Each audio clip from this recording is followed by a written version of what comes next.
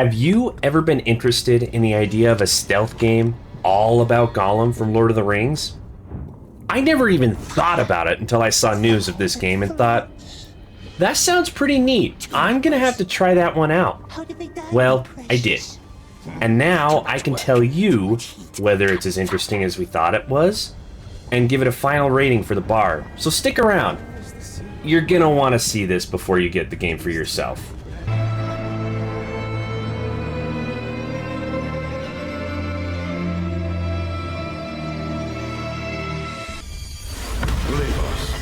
I want to hear what he has to say. The game starts with Gandalf the Grey interrogating Gollum at the home of the Wood Elves. Gollum starts off recounting his time as a slave for the orcs in Mordor. Gollum, always on the hunt for his precious after it was stolen from him, eventually gets caught and tortured by the orcs under Sauron's command. After Gollum has given the information Sauron wanted, he is then enslaved by the orcs where he must obey, while also trying to find a way to escape and continue the hunt for his precious ring. Shut up! His eyes sees all, they says, all lands and mountains. Gollum is a freaky looking character. Some may find his appearance and tendencies scary. Other than that, the game isn't graphic. There isn't any combat, but there is sneaky strangling when Gollum catches guards unaware. I would ultimately say it's not that bad of a game for the kids to watch while you play. That is, if they're even interested enough to watch.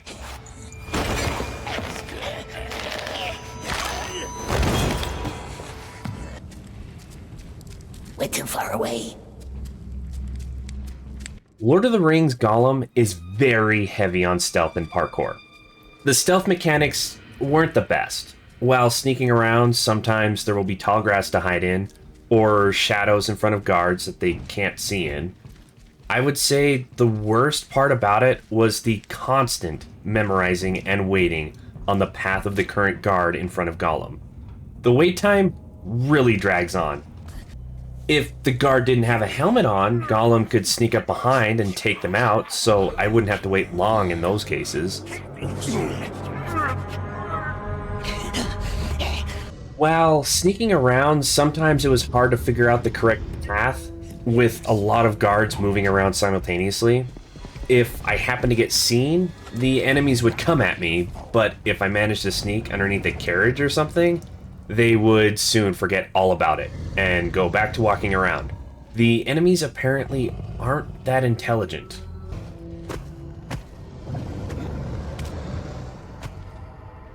Gollum does have a sensing ability that highlights enemies and sometimes the correct way to go.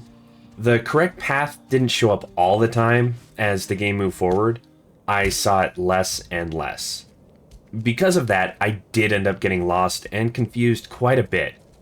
Given the graphics, sometimes the way out would blend in with everything else. It was really nice to keep an eye on my enemies without line of sight to better time when to run. The only thing I didn't like was how it would fade the music out and how bright it was when initially used.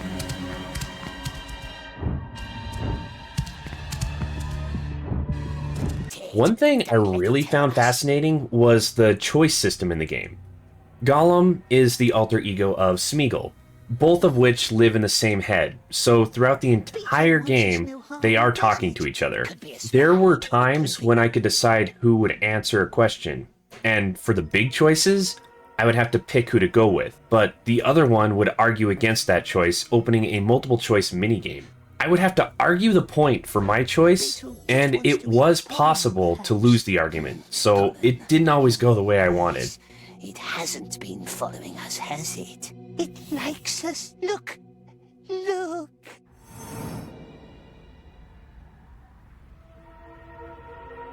Most of this game will be spent climbing. Gollum is extremely nimble and can jump quite high. There is a stamina bar to worry about, but it only drains if he sprints or his feet are hanging. So it's pretty easy to get it all back quickly. I did have some issues with jumping too far and overshooting my target, or not swinging enough on a bar to get my distance. Even though it looked like I should, It didn't work. It felt like Gollum wasn't quite sticky enough for the next handhold. But for the most part, climbing wasn't hard, just tedious. We're looking for Snarra. Great eye sees us. There are collectibles in this game. Various little knickknacks placed throughout, like a spoon, some nails, even a fish skeleton. They have no bearing on anything except achievements. Usually found a little off the main path. The few I found were when I accidentally got turned around and went the wrong way. They do show up as little blue spots with Gollum's sensing, so they aren't terrible to hunt down if you wanted to. Spider eyes. Maybe she will like it. She's lost some. There were some issues in the game itself. It never crashed, but it did suffer some stuttering issues quite often. While that was happening, my camera would go crazy and jump everywhere. If I held still or moved just a little bit forward, it usually resolved the issue. I only learned that after it got me killed while trying to walk around on some beams. The camera decided to tilt a little while I was walking forward, causing me to walk right over the edge to my death.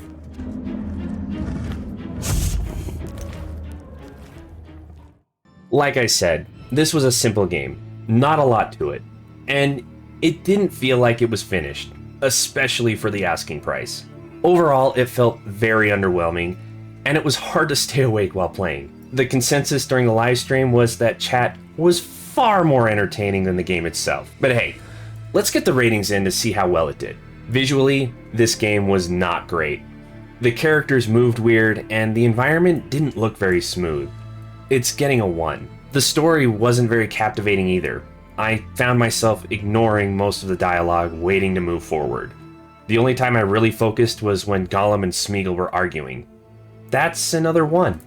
Gameplay seemed like it would be nice. I'm a big fan of stealth mechanics, but maybe it's tough to make an entire game about stealth. It felt like there could be a few adjustments to make it better overall, but it's getting a 1. There is a replayability aspect to the game. With all the different choices to make, I did find myself wondering what might change depending on my choices. So there is a poll to replay the game, but the idea of going through everything again just brings that down. I'm going with a 2. I didn't have a whole lot of fun. I was bored, annoyed, and just wanted to finish the game for a proper review. It's getting another 1 out of 5. Averaging all those out gives Lord of the Rings Gollum a total score of 1.2, meaning this is going very low on the bottom shelf. I didn't go in with high expectations. I wasn't sure what to expect, but I did think it would be pretty cool to play a game from Gollum's perspective, a not very likely character to have their own story. I finally beat the game after around 12 hours, and am very okay with putting it away. If you're an absolute Lord of the Rings diehard, you may want to check it out, but I would recommend waiting for a sale. Now that I'm done with that, it's time to move on to the next one. I will see you there. Bye!